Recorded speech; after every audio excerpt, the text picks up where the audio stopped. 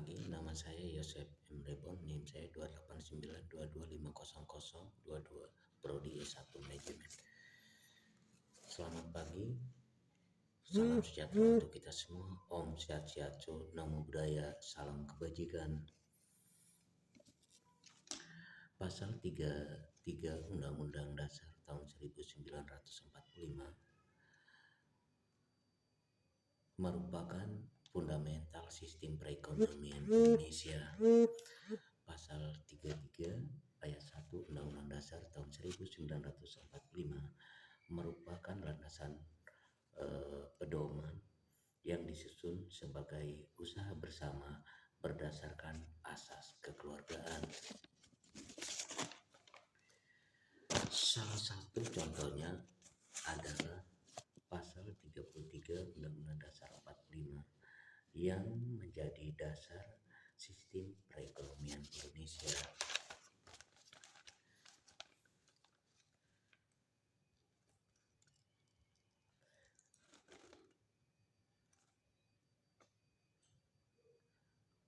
Pada dasarnya bahwa landasan perekonomian Indonesia disertakan dengan sumber daya yang dimiliki oleh bangsa dan negara. Undang-Undang Dasar merupakan landasan konstitusional bangsa Indonesia.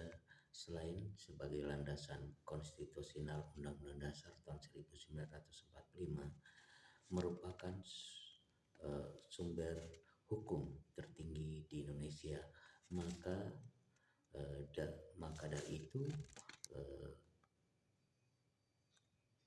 pada prinsipnya dilakukan dalam kehidupan dan bernegara. Maka kita sebagai pemimpin kita harus mengambil kebijakan dan keputusan yang benar tentang tata cara ekonomi di seluruh Indonesia. Maka pasal 33 ini merupakan landasan fundamental sistem perekonomian Indonesia yang harus disikapi dan dinikmati oleh rakyat seluruh Indonesia. Maka kalau kita diminta sebagai pemimpin, maka pada saat kita duduk sebagai pemimpin, maka pasal 33 Undang-Undang Dasar tahun 1945 ini menjadi dasar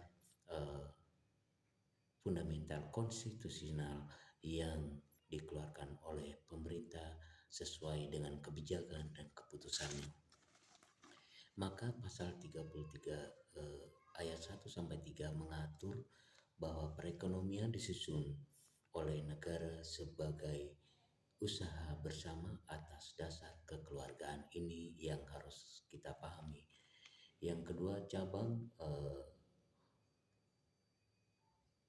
produksi yang penting bagi negara dan dikuasai hajat hidup orang banyak dikuasai oleh negara. Maka kebijakan dan keputusan sistem perekonomian Indonesia ini sudah diatur oleh negara. Apabila kita menjadi seorang pemimpin, harus bijak dalam mengambil keputusan.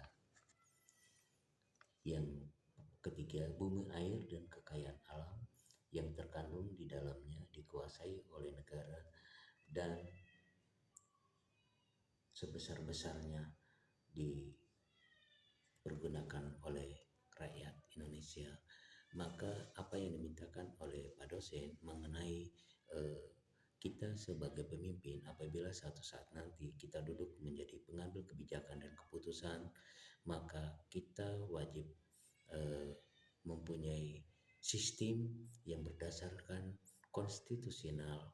Apabila kita mengambil kebijakan dan keputusan, hal ini sangat penting karena apabila kita mengambil kebijakan dan keputusan itu salah, maka akan merugikan rakyat banyak. Dengan demikian, kebijakan dan keputusan ini harus diambil sesuai dengan fundamental sistem perekonomian Indonesia dan konstitusional yang diatur oleh negara. Maka semua kekayaan alam yang ada di dalam suatu negara, sistem dan tatanannya harus dinikmati oleh bangsa Indonesia sesuai dengan standar operasional prosedur atau kebijakan yang dikeluarkan oleh pemerintah.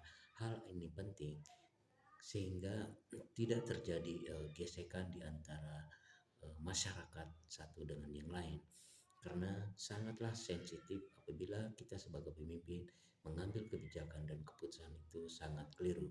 Maka apabila suatu saat nanti kita menjadi seorang pemimpin, kita harus mengambil kebijakan dan keputusan bila mana kita duduk di salah satu departemen perusahaan atau kementerian ataupun di mana saja, maka kita harus wajib mengambil keputusan yang tepat dengan dasar pasal 33 Undang-Undang Dasar tahun 1945 untuk menjadi satu dasar fundamental konstitusional yang kita keluarkan dan dijalankan oleh rakyat banyak. Bumi, air, dan kekayaan alam adalah milik negara Indonesia. Kita tahu bahwa kita bermacam-macam pulau di negara Indonesia ini. Maka sesuai dengan kebijakan dan keputusan pada saat era Jokowi ini, kita sudah melihat bahwa bagaimana beliau menggulirkan sistem perekonomi di semua sektor, di semua lini, baik di Indonesia Barat, Tengah, dan Indonesia Timur.